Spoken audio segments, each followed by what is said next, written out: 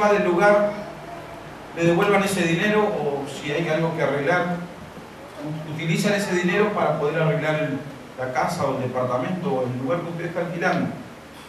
Y si todo está en condición, cuando termina ese contrato, se le devuelve ese dinero que usted entregó como depósito. Pero si usted firmó un contrato, supóngase por 1 año o 12 meses, y a usted, no sé, cuando vivió 4 meses se le ocurre decir, no quiero vivir más acá, me quiero mudar a otro lugar. Usted rompe el contrato y se va, y el dueño del lugar no le va a devolver el dinero del depósito, porque usted fue el que rompió el contrato. Es un pacto, es un acuerdo. Y quiero decirte que cuando Dios está declarando una palabra desde su boca, desde su espíritu, Él está haciendo pacto con cada uno de nosotros. ¿Cuántos dicen amén? Amén. Ahora, quiero decirle que cuando Dios declaró la palabra desde su boca, esa palabra ya se cumplió. Ya se cumplió. A veces decimos, Señor, estoy esperando el cumplimiento de tu palabra, porque vos me hablaste esto, esto y esto. Y Dios te dice, cuando yo te solté la palabra, esa palabra se cumplió. No es que se tiene que cumplir, sino ya se cumplió. Ya es un hecho, ya es una realidad. Ahora, ¿cuál es el tema acá? Es que esa palabra entra a tu espíritu y esa palabra comienza a alinearte para que vos entres en el cumplimiento de esa palabra. No es que la palabra se tiene que cumplir en nosotros, sino nosotros tenemos que ir al cumplimiento, atrapar, conquistar el cumplimiento de esa palabra. Entonces la palabra viene a nosotros como una semilla, con un ADN, con una genética que comienza, lo primero que hace es comenzar a trabajar en nosotros, en un proceso para prepararnos, para llevarnos al cumplimiento de esa palabra. Pero lo que fue declarado en la boca de Dios ya está cumplido.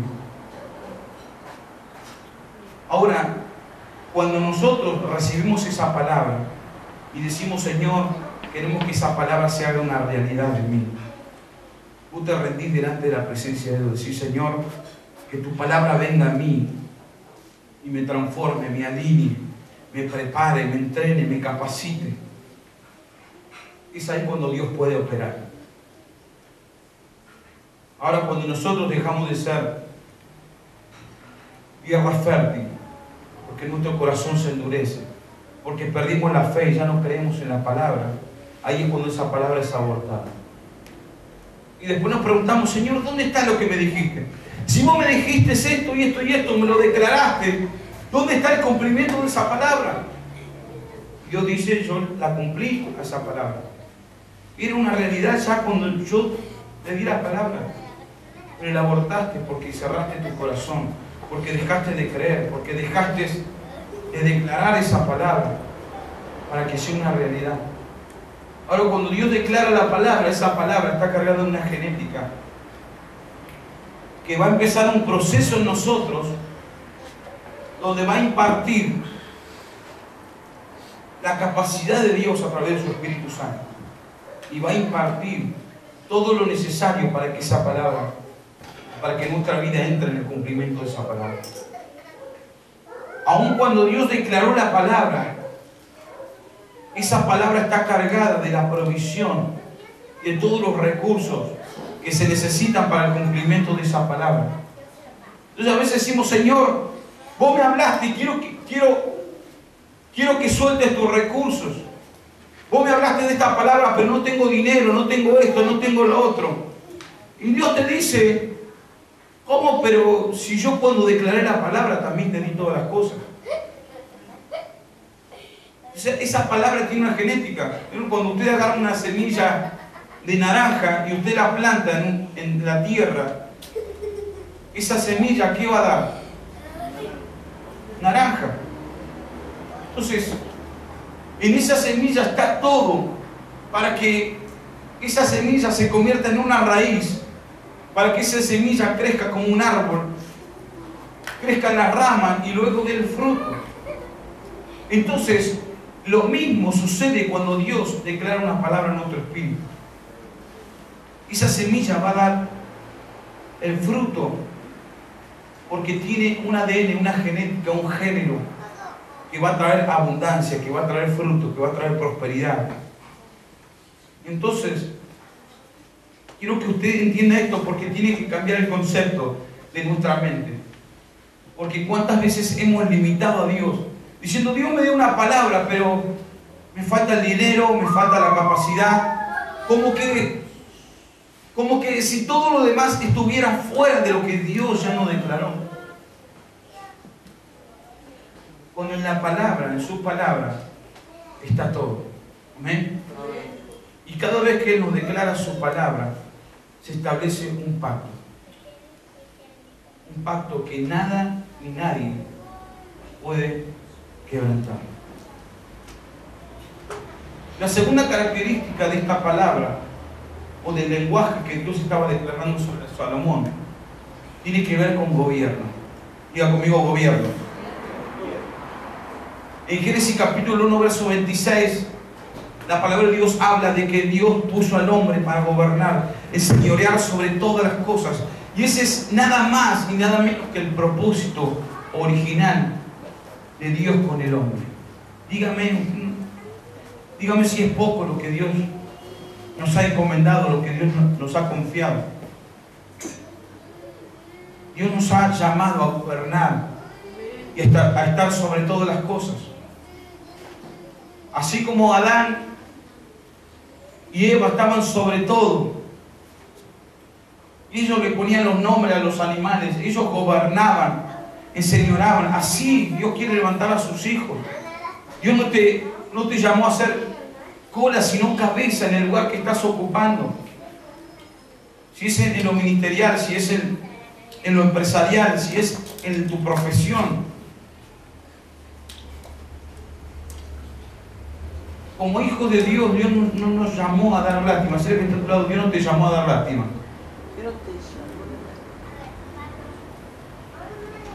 Dios nos ha dado algo poderoso y su propósito es gobernar. Es que nosotros gobernemos. Somos hijos de Dios, hijos del Rey, aquel que está sobre todo, aquel que está gobernando. ¿Cuántos dicen amén? Y este es el propósito. A veces minimizamos lo de Dios como que, bueno, Dios me dio una palabrita, seguramente esta palabrita me va a ayudar a realizar el propósito de Dios, el plan de Dios. No, tenemos que levantarnos en la identidad de hijos de Dios. Aquellos que están juntamente con Cristo Jesús, sentados en lugares altos para gobernar. Decirle que está a tu lado: Dios te llamó para gobernar.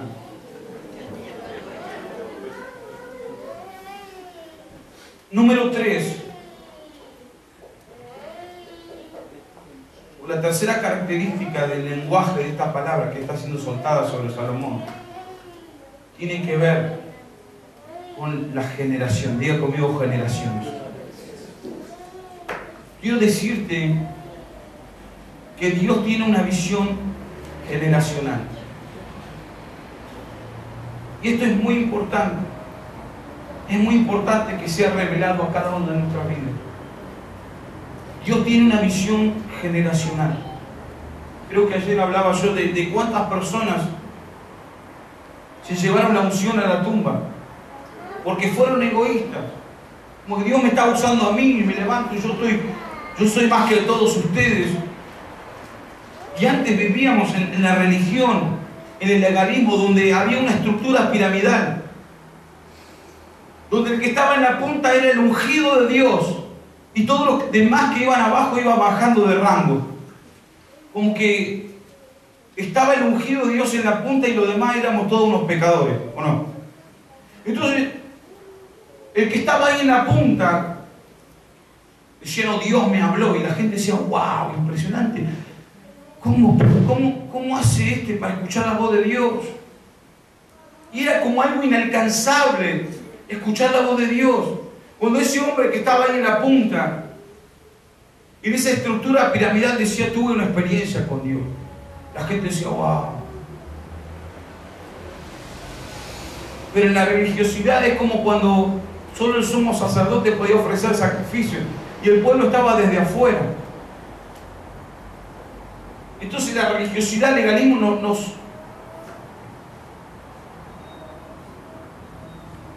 nos llevó a estar cada vez más lejos de Dios. Como que entrar al corazón de Dios, a la intimidad con Él, que Él nos hable, era como para la gente de otro tipo, que nació con otro intelecto, con otra capacidad. Y muchos nos sentíamos frustrados por decir, wow, a mí me encantaría estar ahí, pero bueno, Dios llama solo a algunos. Dios lo llamó a este porque este es un gran siervo de Dios. Y los demás, como si no fuera nada. Entonces, ¿qué sucede? Yo siempre digo, gracias a Dios por los hombres de Dios que se levantan. Pero este tiempo es un tiempo donde Dios está levantando padres. Está levantando padres. No gente que se para en una plataforma para querer demostrar tener un mayor nivel espiritual que los demás. Sino que Dios está levantando padres. Y yo soy testigo de eso. Yo, más allá de que mi papá sea mi papá biológico, Él es un padre para nuestra generación. Él es un padre. Dios tiene una visión generacional. Dios no es egoísta. Siempre la visión de Dios fue generacional, por eso el lenguaje de Dios y la palabra que estaba siendo declarada sobre Salomón era generacional. Quiero decirte en esta noche que si Dios te llamó, no es para que todo el mundo te aplauda. Si Dios te quiere levantar, no es para que sientas que sos la última Coca-Cola del desierto, sino que si Dios te llamó, Dios te habló y te dijo, yo te voy a levantar. Escuche bien esto. Es por amor a la generación. No cometas el error de decir, Dios me está levantando, Dios me está usando a mí, con un corazón egoísta. Porque todo lo que hay en vos, en algún momento va a morir. Pero Dios está levantando padres que trascienden la generación, que levantan a los hijos en una nueva dimensión y aún en una mayor dimensión. Diga conmigo, Dios, dígalo más fuerte, Dios es un Dios generacional. Ahora vamos a comprobar esto y vamos a ir a 1 Crónicas, capítulo 17. Vamos a leer desde el verso 8.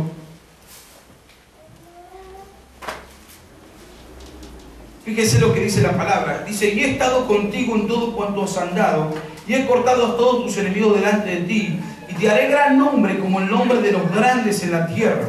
Asimismo he dispuesto el lugar para mi pueblo Israel, y lo he plantado para que habite en él, y no sea más removido, ni los hijos de iniquidad los consumirán más como antes. Y desde el tiempo que puse los jueces sobre mi pueblo Israel, mas humillaré a todos tus enemigos. Te hago saber además que Jehová edificará casa. Y cuando tus días sean cumplidos para este culto.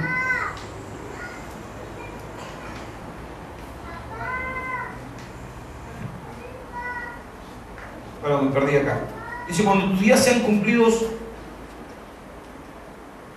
parece con tus padres levantaré descendencia después de ti, a uno de entre tus hijos, y afirmaré su reino. Y él me edificará casa, y yo confirmaré su trono eternamente. Yo le seré por padre, y él me será por hijo, y no quitaré de él mi misericordia, como la quité de aquel que fue antes de ti, sino que lo confirmaré en mi casa, y en mi reino eternamente, y su trono será firme para siempre. ¿A quién Dios le está hablando? Dios le está hablando a David. Y aquí en las Escrituras dice pacto de Dios con David.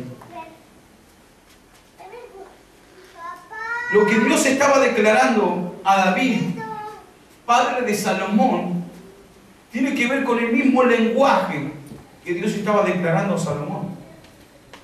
Y tiene estas tres características: pacto, gobierno y generaciones. Saben que aún el pueblo de Israel se levantó contra la generación de David, diciendo: ¿por qué Dios eligió a la generación de David? ¿Por qué tiene que estar David, Salomón, los hijos y los hijos y los hijos de los hijos?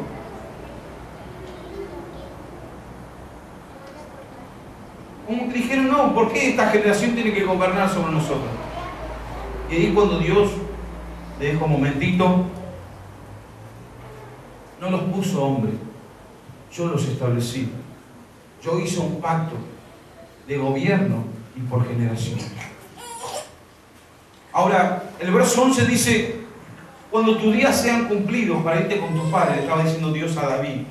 O sea, cuando tu día termine, cuando te mueras, voy a levantar a uno de entre tus hijos. Y Dios estaba declarando y profetizando en ese momento lo que iba a ocurrir en un tiempo después. ¿Y quién era ese que Dios iba a levantar? A Jesús, aquel que viene de la raíz de David, aquel que viene de la generación de David. Y aunque Dios estaba visionando lo que iba a ocurrir en años después, levantando a Jesús, aquel que viene de la descendencia de David, de la generación de David, Dios no pasó por alto las generaciones de David, sino que inmediatamente hace pacto con Salomón, el próximo hijo de David. ¿Quiere que se lo explique mejor? Dios le estaba diciendo, Dios no le estaba diciendo a David: mira, vos sos conforme a mi corazón, no sé si en la tierra voy a encontrar otro como vos. Ya cuando te tengas que morir, no sé qué voy a hacer. Dios le estaba diciendo: bueno, voy a tener que esperar tantos años para llegar a alumbrar a Jesús. No. El pacto que Dios estaba hablando, diciendo, era generacionalmente hasta llegar a Jesús. Y no pasó por alto las otras generaciones hasta llegar a Jesús, sino que hizo el mismo pacto con Salomón, con los hijos de los hijos de los hijos. Yo quiero profetizarte en esta noche que si Dios te habló, Dios hizo un pacto con tu vida, pero también hizo un pacto con tu casa. Y quiero decirte que Dios no va a pasar por alto tus generaciones. Cada uno de tus hijos, cada uno han sido sellados por Dios en ese pacto. Y llega el tiempo del cumplimiento de la palabra, donde Dios va a levantar a tus hijos de una manera poderosa. ¿Cuántos lo creen? ¿Cuántos aplauden a Dios por eso? Dios no va a pasar por alto tus generaciones, y todo lo que Dios habló y dijo sobre tu vida, sobre tu casa, no va a pasar por alto de tus próximas generaciones. Dios va a cumplir su propósito y su voluntad. Cada uno ha sido sellado. Ayer declaramos que viene un tiempo de restitución en la familia. Viene un tiempo de restauración donde los hijos van a volver a los padres y los padres a los hijos. Y esto viene como señal a cada uno de los hogares para que ustedes vean el cumplimiento de todo lo que ha sido lanzado en este tiempo. ¿Cuántos dicen amén? Cuando Dios estaba hablando con Salomón, Dios le dice: si tú anduvieres delante de mí como anduvo David tu padre, e hicieres todas las cosas que yo te he mandado y guardares mis estatutos y mis decretos. Dios estaba recordando algo. Recordando algo. Y esto tiene que ver con principios. Diga conmigo: principios. Dios no es un Dios que regresa a la gloria pasada. Dios no está diciendo: wow, qué tremendo lo que hice en este avivamiento, en esto, en lo otro. A veces nosotros somos los que regresamos a la gloria pasada. A veces decimos: Señor, quisiera regresar o volver a esos tiempos o esos años de tanto avivamiento, cuando yo estaba en mi habitación 4 o 5 horas tirado en el piso y no me podía levantar por tu gloria. Y como que estamos anhelando, añorando, estamos queriendo regresar a esos tiempos. Cuando Dios no regresa a la gloria pasada, sino que Dios va de gloria en gloria. Si nosotros queremos regresar a la gloria pasada, estamos limitando a Dios. Estamos creyendo que lo que Dios hizo en ese momento es lo único que Él puede hacer. Y le ponemos un tope. Nosotros mismos somos los que limitamos a Dios. No porque Dios sea un Dios limitado, porque es lo que estamos creyendo. Estamos creyendo que ese tiempo que fue bueno fue lo suficiente para Dios cuando Dios va de gloria en gloria. Y aunque Dios no regresa a la gloria pasada, sí Dios está recordando a Salomón y diciendo: si tú anduvieres como tu padre David. Y hay dos principios importantes que quiero hablar, que quiero que abras tu Biblia en 1 Samuel capítulo 16.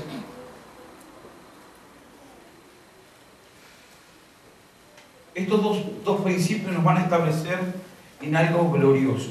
Amén. Vamos a leer el verso 11, 1 Samuel capítulo 16, verso 11. Dice la palabra de Dios: entonces dijo Samuel a Isaí: ¿son estos todos tus hijos? Y él respondió: queda aún el menor que apacienta las ovejas. Y dijo Samuel a Isaí: envía por él, porque no nos sentaremos a la mesa hasta que él venga aquí. A mí este verso 11 me revolucionó el espíritu. Esto que dice la palabra acá, miren, vuelvo a repetir, quizás lo dije ayer, esta mañana, pero nosotros no podemos leer la Biblia como si fuera un cuento de hadas. Debemos escudriñar las Escrituras.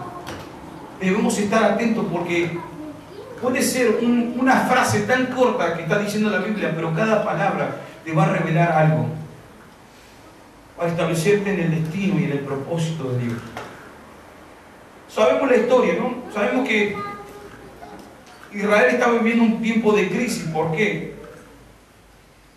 Porque Saúl corrompió su corazón, ¿no? Cuando los hombres lo eligieron a él como rey por su apariencia, porque dice que Saúl sobrepasaba a cualquiera del pueblo, era lindo, atractivo, y sobrepasaba a cualquiera del pueblo, era el Brad Pitt de la época, ¿no? Todas las chicas se querían casar con Saúl, porque era lindo, hermoso, y el que sobrepasaba, ¿sí? David estaba caminando y todas las chicas: ah, qué lindo que es, todas enamoradas de él. Y el pueblo dijo: vamos a imitar el sistema del mundo. Nosotros también queremos un rey, alguien que nos represente. Cuando era una relación teocrática, o sea, directamente con Dios. Cuando Dios quería traer dirección al pueblo, lo hacía a través de los profetas. Los profetas traían dirección, posicionaban al pueblo, declaraban los tiempos que estaban viviendo, decisiones, determinaciones que el pueblo tenía que tomar. Y lo hacía Dios directamente a través de sus profetas. Pero ahora el pueblo dijo: nosotros queremos a alguien como rey. Queremos a alguien que nos represente, alguien que esté ahí arriba de nosotros. Y ellos, ¿a quién eligieron? A Saúl. Lo que era atractivo para el hombre. Ahora Saúl es puesto como rey.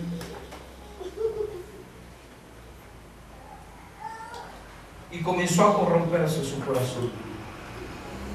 De tal manera que él dejó de buscar la voluntad de Dios. Saúl dejó de consultar a Dios, le dio la espalda a Dios. Dejó de edificar el reino de Dios para comenzar a construir su propio imperio, su propio reino. Ya no era Dios el que gobernaba, era Saúl en sus decisiones y en sus determinaciones. Hasta mandó a construir su monumento. Imagínense, tan lejos de Dios. Mandó a construirse una estatua. O sea, tan lejos de Dios.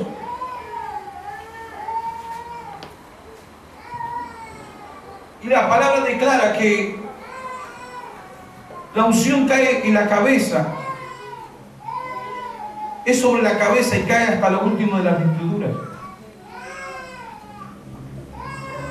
Cada hombre y mujer de gobierno que ocupa un lugar de gobierno con su determinación y decisión, bendice al pueblo o lo maldice.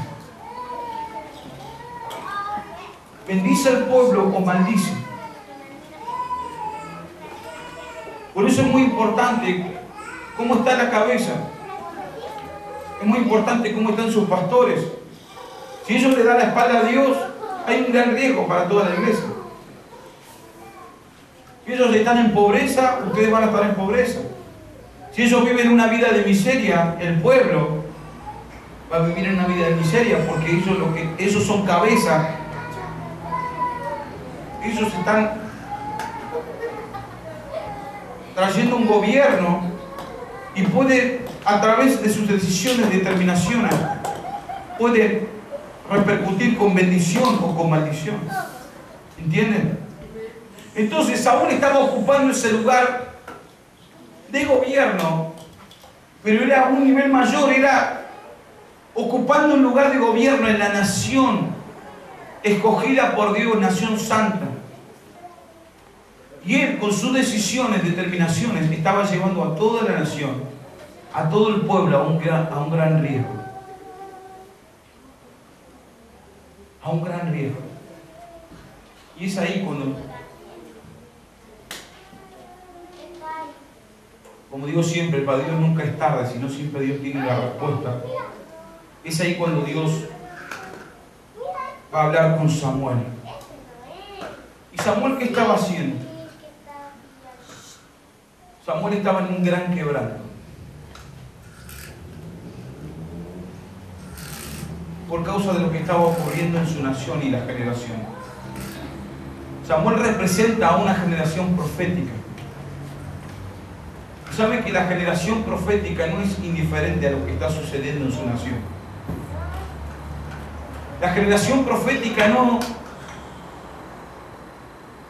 se queda en la comodidad de su necesidad, sino la generación profética es la que está en la brecha por la tierra y por la generación. Y está ahí alineada con el corazón de Dios. Lo que entristece el corazón de Dios también entristece su corazón, porque Él puede sentirlo. Entonces Samuel, como profeta de la nación, pudo haberle dicho a Saúl: Saúl, está todo bien, seguí adelante, vos sos el rey que la nación escogió. Y él pudo haber vendido, pudo haberse vendido, pudo haberse mezclado con el sistema de Saúl.